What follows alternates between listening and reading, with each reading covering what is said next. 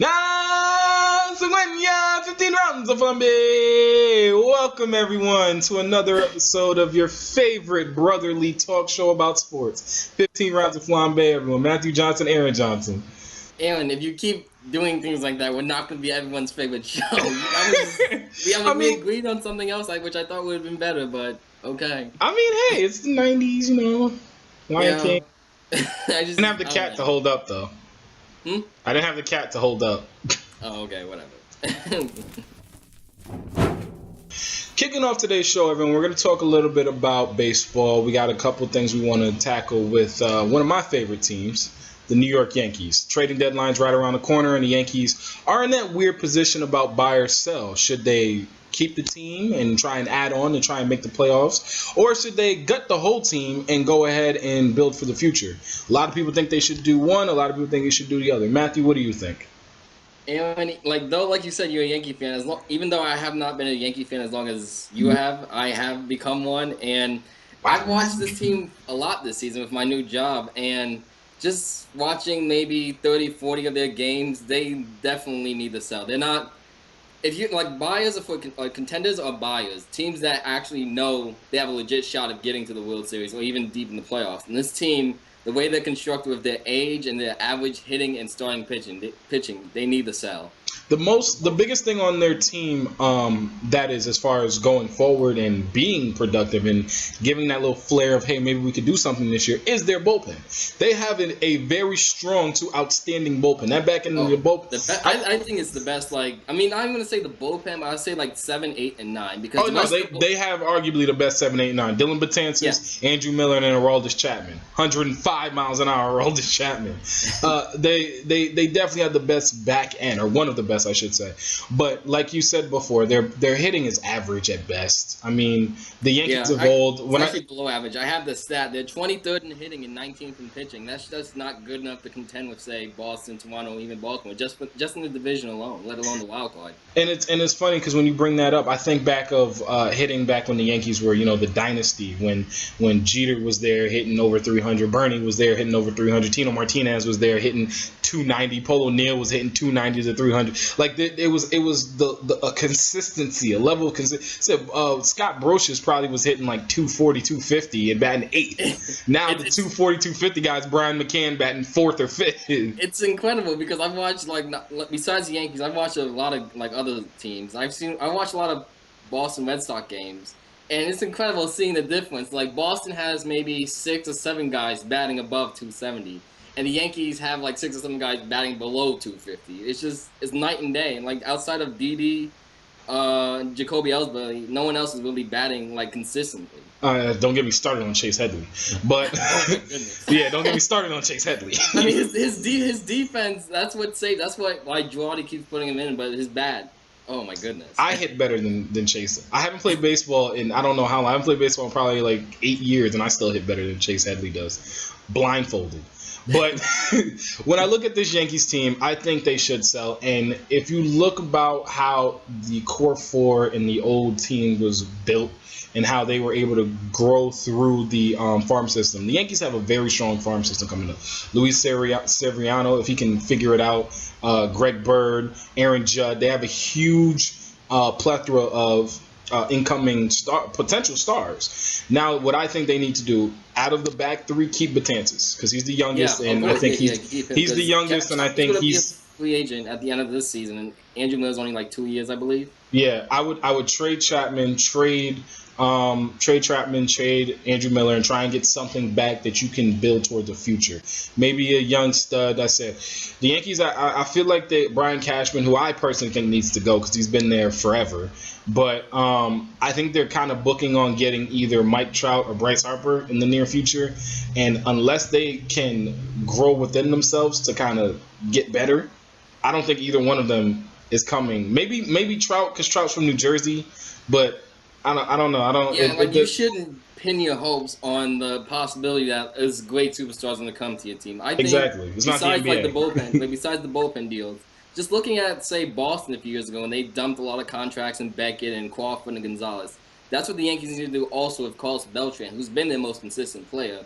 But even he's not going to do. I mean, they're trying to get to the postseason, and his bat alone plus with Didi isn't going to get there. So might as well trade him now. And even if they do get there, it'll be like they did last year. Get to the maybe wild card game and then they're out. And that was the thing about them last year. They faced Dallas Kugler. I can't even say. I could never say his name right. The pitcher from Houston, and he gave the Yankees the blues all last season. The lefty they just couldn't touch him. And then when he was starting that game for Houston, I said, season's over, because there was no way in the world that they were going to be able to hit him. And so when it comes down to it, and you can get some pretty good things for Carlos Beltran. If you trade him to a contender that's looking to get to that place and get that extra bat, you can get some good things for Carlos Beltran for the future. Earlier in the week, all-time center Shaquille O'Neal created quite a stir on his podcast. Quoted on Monday as they're saying in regards to Tim Duncan, quote, they're saying he's one of the greatest big men. You count power forwards as big men? Because I don't. And what do you think about Shaq's thoughts and Tim Duncan being characterized as a big man or not? It's funny that he said it because I never gave it any thought. But when he said it, I agree with Shaq. I do. I agree with him because and here's the reason why. When you think of big men, you think of centers. You think of Shaq. You think of Akeem Olajuwon. You think of Patrick Ewing, Alonzo Mourning. When I think of big men, those are the guys I think of. Even in the NBA today, I think of big men. I think of DeMarcus Boogie Cousins. I think of DeAndre Jordan. I think of Andre Drummond. Those are the big guys that I think of, big men. I don't. When they say toss it down to the big fella, these are the guys that come to my mind. I don't think of Tim Duncan. I don't think of Pau Gasol. I don't think of Marc Gasol. I don't think of LaMarcus Aldridge. I don't think of these guys that kind of are, because their games are completely different. Very rarely do you see a center, like a legitimate 90s center. I'm not talking a European center that can, hit the three. I'm not talking Dirk. I don't think Dirk's a big man. That's my point. So I don't think that. I agree with Shaq. I think he's not a big man. He's a great player, all time great, best power forward of all time. Not a big man. I had a strange opinion about it because at first I completely disagree with Shaq. I love Shaq and he's one of the greatest centers of all time, but I completely disagree because Shaq's 7'1", Tim Duncan 6'11". But then, like you discussed, you really think about it. Shaq's talking about back to the basket centers and power at centers. And even though Tim Duncan was a power forward, I actually do think Tim Duncan is a big man because he had a game back to the basket. I think of Kevin McHale. I think of, he was another back to the basket center. Power forward, Even though Karl Malone maybe somewhat. But I just thought of guys who had a back to the basket game who were in the paint all the time, getting on the offensive defensive glass. But you hit it with Pau Gasol and Dirk, because I started thinking about it because KG, I love KG, but would you consider him a big man? I would consider KG a defensive force. I wouldn't consider him a big man. And that's the thing I look at it when the back to the basket concept is something I didn't think about, and that is actually a good point. But I don't know. I always think of a big man as a big, burly, back to the basket, yes, but just an enforcer of someone. Like I think of Ben Wallace as a big man, because even though his offensive game was horrible, his enforcement skills were so great. And I'm not saying that that's the only thing. I think it's a plethora of things, because as big of an enforcer as Ben Wallace was, and he is a big man in my mind, Dennis Rodman was just as big of an enforcer, and Dennis Rodman's not a big man. I was going to mention Rodman, Charles Barkley, Bob Pettit, Elvin Hayes, and Powell. I think I would kind of disagree with Powell being the big man, because not only was he 7 feet, even though he could pass and he could dribble, he spent most of his time, I think, in the paint. Well, on the later years, he's been stepping out, so I can understand that, at least as far as his game is adapted. But I think that has a big thing to do with it, too, how the game adapts. I said, for me, it's the enforcer, it's the back to the basket, it's a laundry list of things that kind of puts you in that big man category. And I honestly can't think of a power forward on top of my head outside of the only two power forwards that come to mind are Horace Grant and Charles Oakley. Those are the only two power forwards that come to my mind as big men. Throw the ball down to the big fella. Those are the only two. And Horace Grant is a little bit of because Horace Grant had that little sweet 15, 18 footer. So it's a little It's one of my friends. I really understand Shaq's point, but I would disagree with Tim Duncan. Just Tim Duncan by himself, I think he is a big man. Tim Duncan's back to the glass shot in the paint. Everyone knew about that. Everyone knew, Tony Parker, Manu, just dump it into the big fella in the paint. I mean, for say like KG and Dirk, I could see why. Yeah, they wouldn't be categorized as big men because they did everything and they were maybe on the outside. But I think Duncan spent enough time in the paint to be considered a big man. No, but here's the thing that I'm the point I'm trying to make when it comes to that, and it comes to Tim Duncan, and it comes to KG and Dirk. They all fall under this umbrella. It's a level of finesse, and I think that power forwards have more finesse than big men do. Big men. That's how I look at it. Because when you think of how smooth all the people that you just said, you think how smooth their games were. I mean, I'll say Hakeem had. Oh yeah, Hakeem Olajuwon is smooth. Hakeem Olajuwon is the smoothest center of all time, but he's still a big center. Like I said, Dikembe Mutombo, Shaq, all these Alonzo Moore, all these enforcers, all these big guys, all these back to the basket, defensive anchor in the middle. That to me categorizes a big man.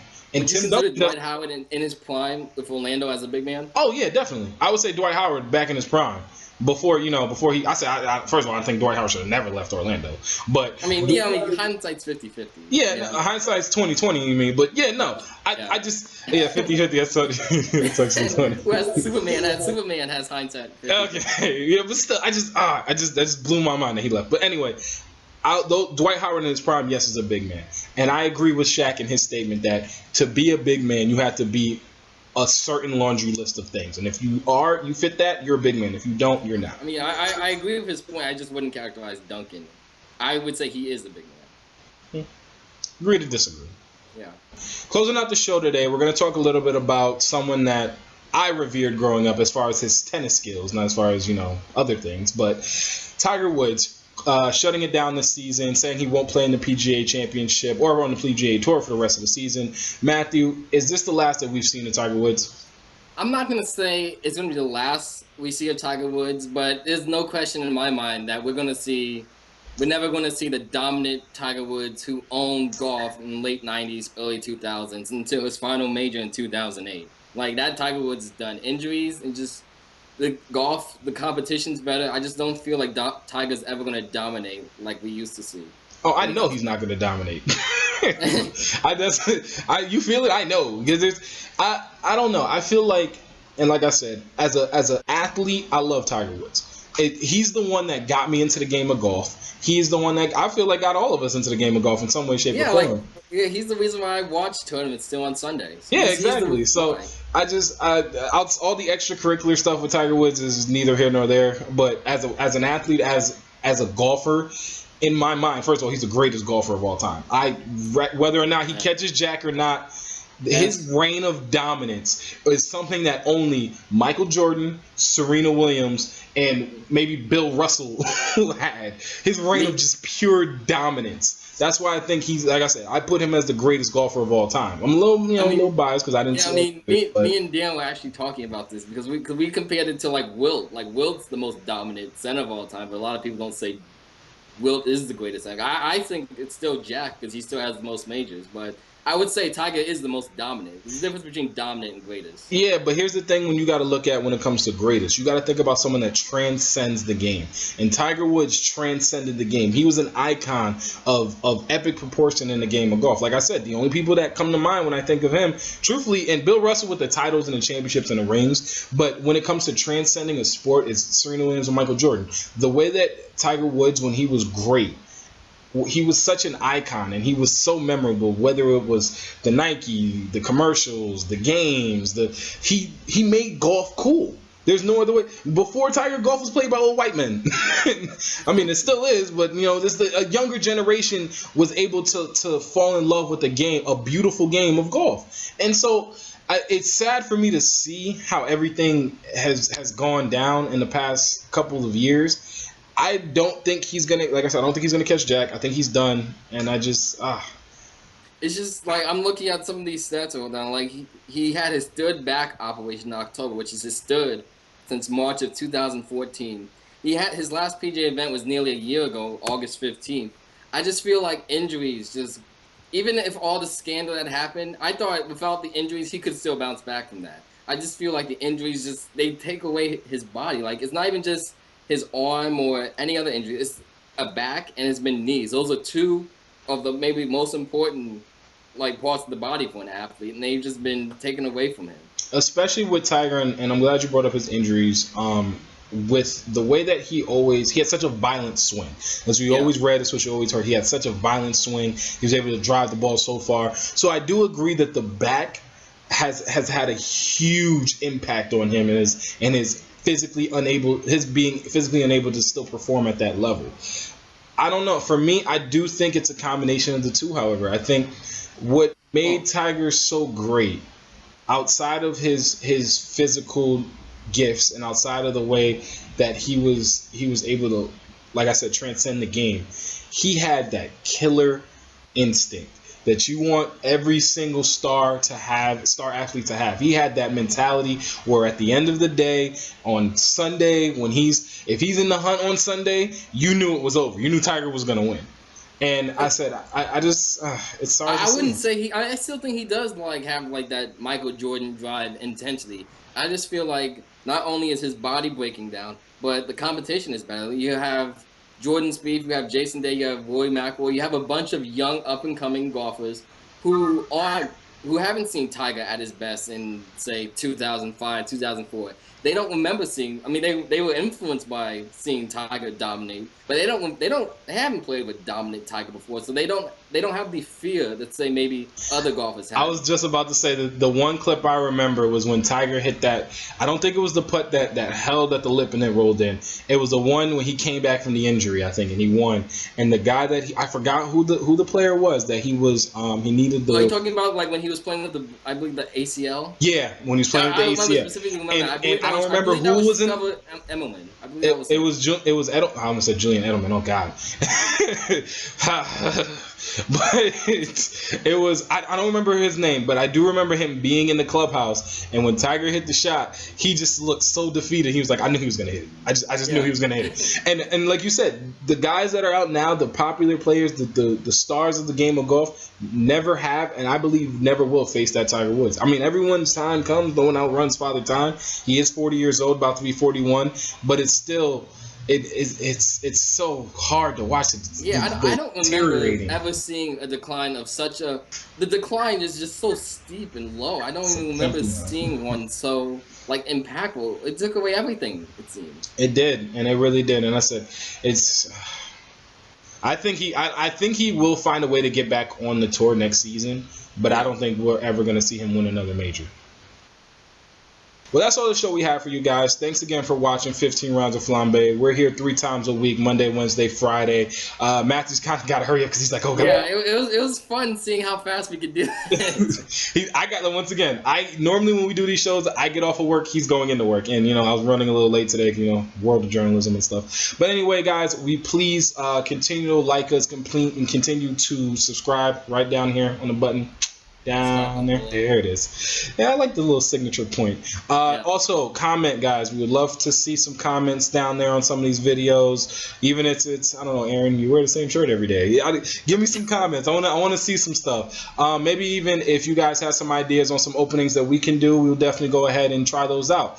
Well, that's all the show, like I said, we have. Thank you again for joining us on 15 Rounds of Flambé. Link to the subscription is going to be in the box below, along with the link to our GoFundMe page. Thank you so much to all the people that continue to donate to our GoFundMe page. It's really going to do wonders for our show. Trust me, trust Matthew. He's got the prettier face. Trust that. It's going to do wonders for our show. All right, well, we'll see you guys on Friday. Have a good rest of your week.